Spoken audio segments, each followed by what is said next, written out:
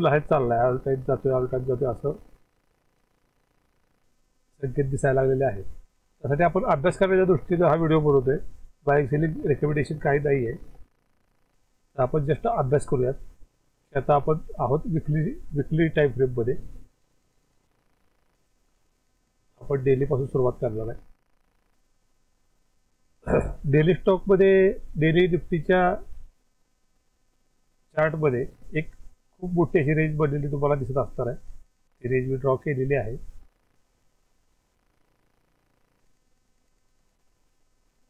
पाहू शकता त्यामध्ये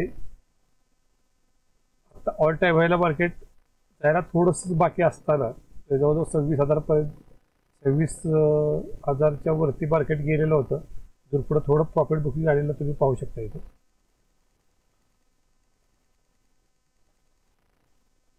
चांगल्या अपडेट नंतर थोडं प्रॉफिट बुकिंग आलेलं इथं आपल्याला पाहायला मिळेल. मार्केटात ट्रिपल बॉटम बनवले होते. हा एक आणि हा एक. हे ट्रिपल बॉटम बरोबर मार्केट अपसाईडला जाण्याचा प्रयत्न करत असताना सर्वांची अशी इच्छा होती की मार्केट अपसाईडला जाणार, पण कुठेतरी थोडं प्रॉफिट बुकिंग येताना दिसतंय. तर हे कंटिन्यू राहील प्रॉफिट बुकिंग, काहीतरी वर जाईल. तर याची एक रेंज दाखवत आहे हा सपोर्ट. या रेंजमध्ये जर मार्केटनी सपोर्ट घेतला अशा पद्धतीने परत येऊन परत इथं थोडं कन्सल्टेट करून जर मार्केट अशा टाईपनं जर वरती गेलं तर मार्केट अप म्हणजे नाही का ऑल टाईम व्हायला जाऊ शकतं. तुम्ही पाहू शकता.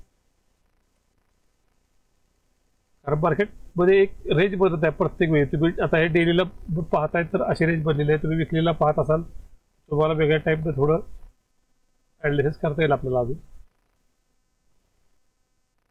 विकलीला तुम्हाला क्लिअर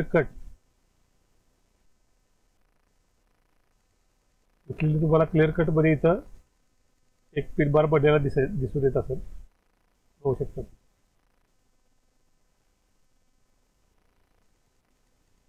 इथे एवढा मोठा पिन बार बनलेला विकलीमध्ये. तर या पिन बार नंतर जर इथून सेल ऑफ आला तर हा या रेंज परत येऊ शकतो, जे की प्रॉफिट बुकिंग असू शकतं. आणि तिथून परत निफ्टी अपट्रेंडला जाऊ शकतो. कारण का निफ्टीमध्ये पॉझिटिव्ह नाही का पॉझिटिव्ह न्यूज खूप आहेत. तसे रेपो रेट वगैरे मध्यंतरी चेंज झाले. आता आपले नाही का टेरिफचे किंवा अमेरिकेतून काय काय न्यूज येतात त्यामुळे तर खूप मार्केटवर परिणाम पडलेला दिसून येतो.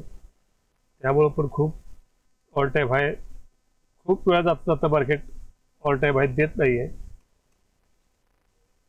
एक रेंजमध्ये मार्केट आणि खूप मोठ्या रेंजमध्ये मार्केट अडकलेलं आहे खूप दिवसापासून. तुम्ही आता मंथली चार्टमध्ये पहा.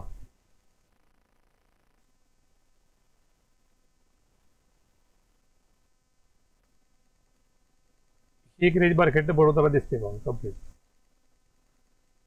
1277 दिवस तुम्हाला इथे दाखवत असेल बघा.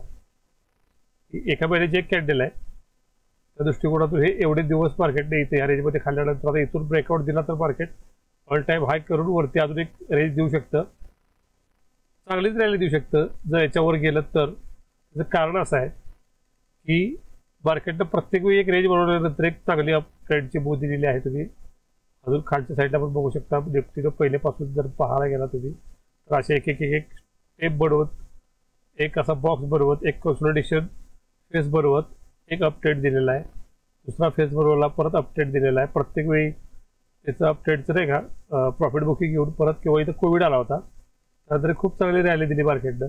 परत थोडं डाऊन येऊन एक रेंज बनवून परत वरती जाऊन परत थोडा डाऊन येऊन आता एक ह्या रेंजमधून जर मार्केट बाहेर पडला तर खरंच चांगली रॅली मार्केटमध्ये येऊ शकते.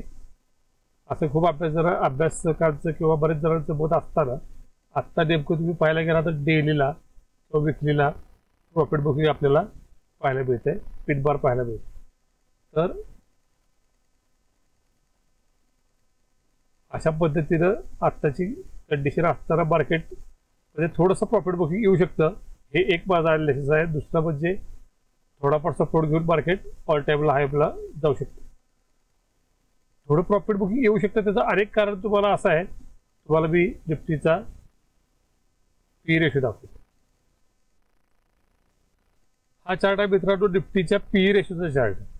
हा पीई सांगतो निफ्टीचा. तर तुम्ही इथं पाहू शकता निफ्टी 22.65 ज्यावेळी पीई होता 22.80 पर्यंत गेला. तिथून पुढे परत पीई खाली आला. इथं परत प्रॉफिट बुकिंग झालेलं दिसतं.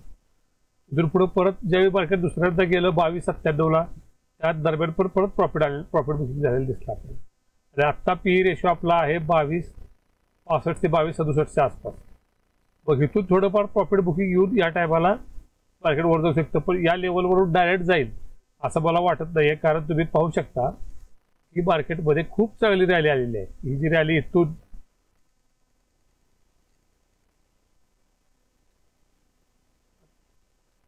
विकली चार्टमध्ये आपण इथून जर तुम्ही विकलेल्या चार्टला बघितलं तर ही खूप चांगली रॅली पाहायला मिळते आहे वरपर्यंत अगदी इथपर्यंत. इथून पुढं परत हे प्रॉफिट बुकिंग आलं होतं. त्यानंतर परत आता ही एक रॅली चालू झालेली आहे. डाऊन ट्रेड होऊन इथं डाऊन ट्रेड होऊन परत इथं थोडं प्रॉफिट बुकिंग घेऊन परत मार्केट इथून अप ट्रेडला जाऊ शकतो असा माझा ॲनालिसिस आहे.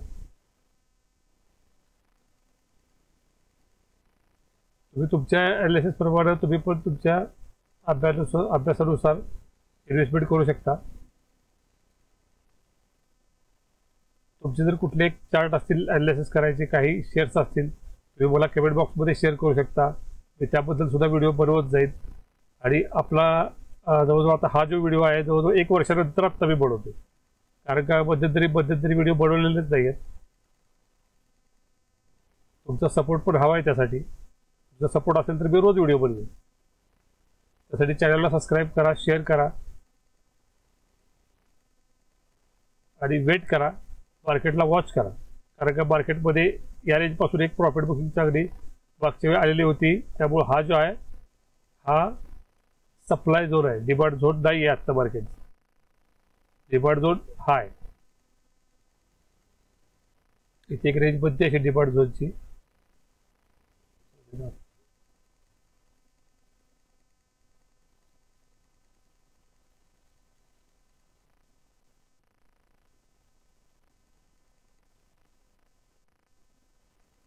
हा आहे मार्केटचा डिमांड झोन. तर इथपर्यंत याच्या आसपास या रेंजमध्ये कुठेही मार्केट सपोर्ट घेऊन वरती जाऊ शकतो असं. कारण विकलेला पिन बार पडलाय. थोडा अभ्यास करा मग इन्व्हेस्ट करा. अशाच प्रकारचे नवीन व्हिडिओ आपल्याला पाहिजे असतील तर मला कमेंट करा. तुम्हाला कुठल्या शेअर्सबद्दल जर ॲनालिसिस करायचं असेल फंडामेंटल कॅन्डलस्टिक